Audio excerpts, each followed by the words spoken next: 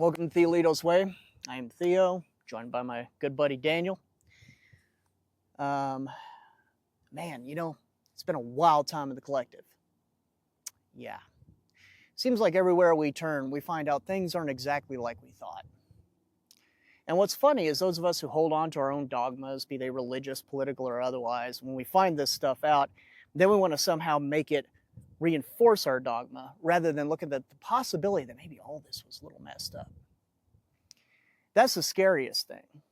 At a time when so much is coming to light, all the various ways that the unifying force of greed and power obsession, or I should say dividing ultimately, but that force which is common amongst all groups, even groups that think they're against each other, at this time we're seeing how that's like really messed with things.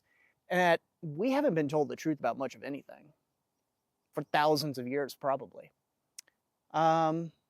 It's very unsettling. And so a lot of people are going through fear. In the collective, it's been kind of wild to observe, like just the maelstrom of fearful thought forms.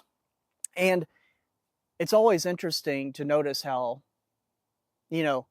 fearful thought forms disconnect you from the divine field. Like when you hypnotize into it, when you buy into it, you identify with it. Like I could really, literally feel in my energy whenever this stuff is really going at it. And especially if I'm like, resisting, like thinking that they have any power in any way or that there might be some truth to it, I start to feel myself like disconnect from the field. And I get all of a sudden I'm get contracted. I don't even really feel in my body. I feel like kind of contracted and almost like in this weird, like hypnotized state. It like pulls at you, tries to pull you out of your center. The irony is that anything that is aligned with divine truth has to keep you in your center. It has to keep you aware of the field. That's the irony. Any thought forms I've noticed that actually pan out. I've gotten into this mode of whenever I notice fearful thought forms coming at me and I feel it starting to cut me off from that energetic feeling of connectedness and centering and that buoyancy and wholeness, I note that either the idea of what I think is happening is false, or what I think it means for me is false, how I relate with it. And so I've noticed that the more I can just know that, and I've had enough experience by now to see this is true. All these fearful things come up, and as soon as I let it go and say, you know what, something about this is false. I may not be able to logic it, but I know it. I can know by the energetics. I know by what happens in my field when I experience it. The more I've just observed these things, noticing that, and I let myself expand back into the field while observing this kind of disconnected, dense, whatever it is, the thought form that's coming in, and I surround it in the divine, and I ask, whatever is of the highest good, the true, loving, innocent, highest divine good for all involved, may that work into this energy and healing happen at whatever rate it needs to, however it needs to, with the greatest expediency, grace, love, and truth possible from the most fundamental divine level and up into or down, however you want to look at it, in what we're experiencing. Whatever brings true healing, may that be. Otherwise, I just observe and I know that whatever this is confused. That's the thing about fear. Fear kind of came from a simple mechanical desire, a desire and a mechanic to give us the appearance of separation. I'm here, you're there, right? The intent originally was for the divine to be able to experience different perspectives and joyously share those perspectives and find new alchemies and create new beautiful things that win for all. That was the original thing. That's what it was meant to be. And then at some point, fear got involved. I'm not going to go into why or how, because, we all have our different ideas of that. Every tradition has their own ideas. They all kind of point at something somewhat common, but at the end of the day, we can't say for sure. In fact, if we could remember for sure, we'd probably all be awake by now. I suspect we're on our way. But what we do know, or at least what I'm aware of, and many who teach this kind of stuff are aware of now, fear acts to separate us from the divine. Now, there's survival. Like in the moment, you need to act. That's fine. That's actually natural. And as we move up in our awakening, that will become less and less of an issue. But that is perfectly fine. But we're talking about the fear that hypnotizes you, that pulls you out of your center. Healthy survival response actually puts you in your center, and it again connects you with the divine field, and there is a movement of something greater than you working with you. That is healthy survival. It's kind of like the enlightened warriors of old, right? If they had to go into battle, they would do just what's necessary to neutralize the problem. There was no hate, there was no vengefulness, nothing like that. It was just what was needed at that time for where the collective was at and how they needed to interface with it. But there was no demonizing anyone.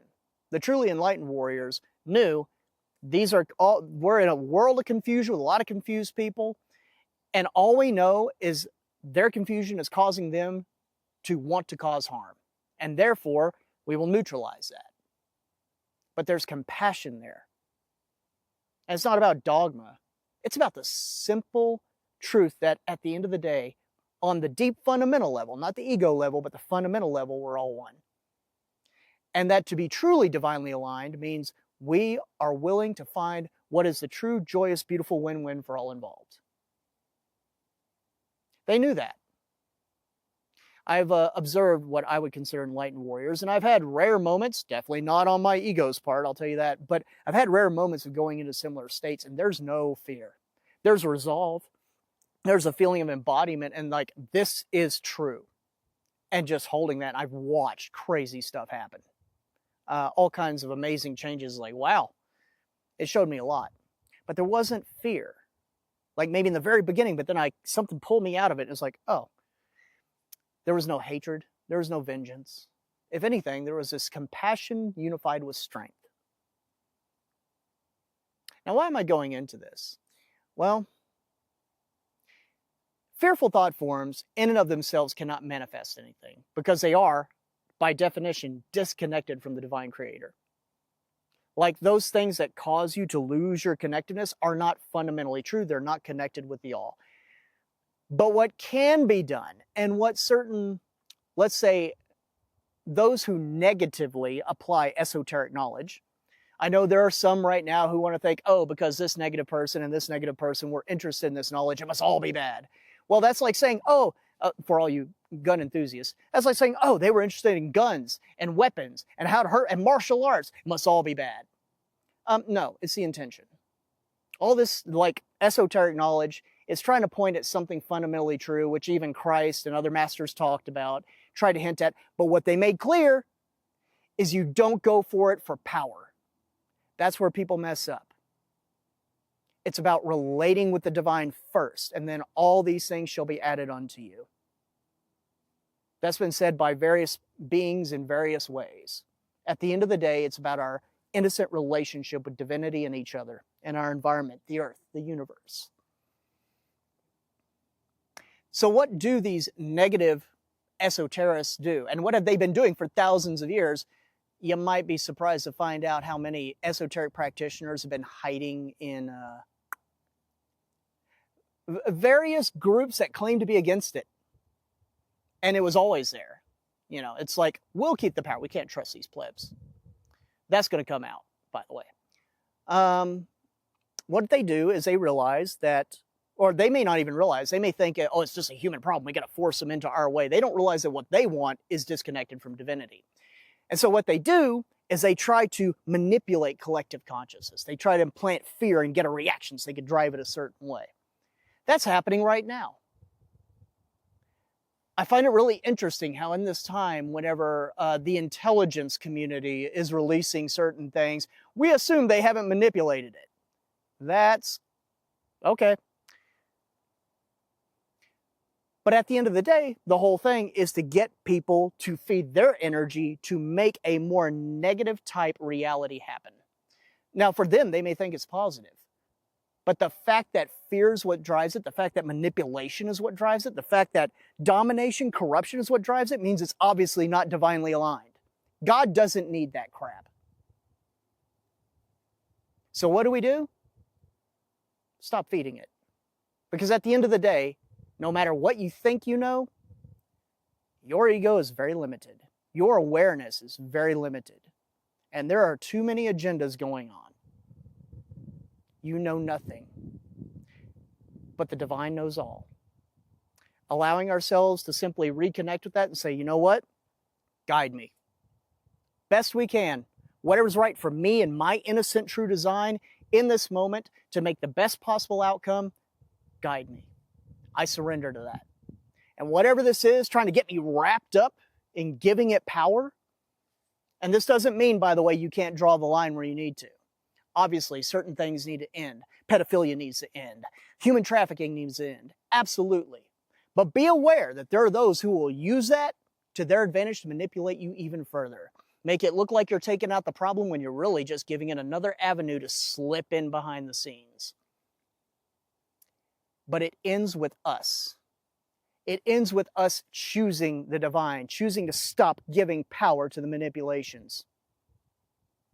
And you can't do that from the ego, because the ego by design is too limited. You can only do it by surrendering to something far greater and far more infinite than any book can ever describe. Something beyond pettiness, beyond tyranny, beyond dominating people and manipulating people and all this other corrupt stuff. Beyond such lowly ways of being. Something that is innocent, true. Something that no matter what is at the very foundational core of every expression of creation. And has honored our right to choose when to wake up to it.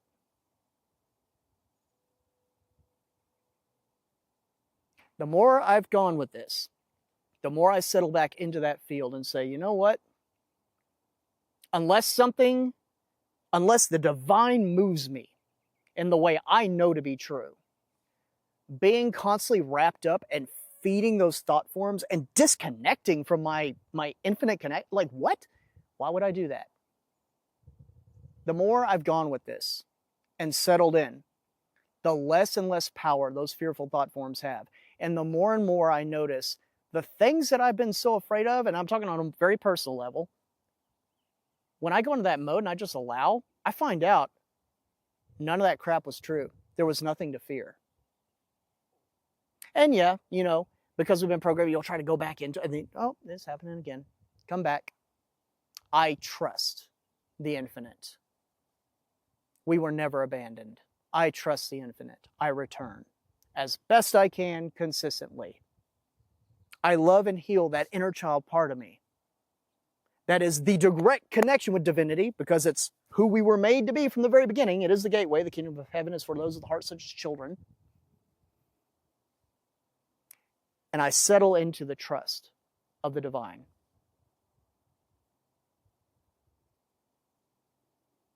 What do you choose? It is your right, and I trust your journey. Thank you. Thanks for watching this video. If you like what you've heard and watched, feel free to like and subscribe. It helps us continue this project and get this information out to people. And we look forward to seeing you in the community and hearing what your soul journey has been like. Thank you.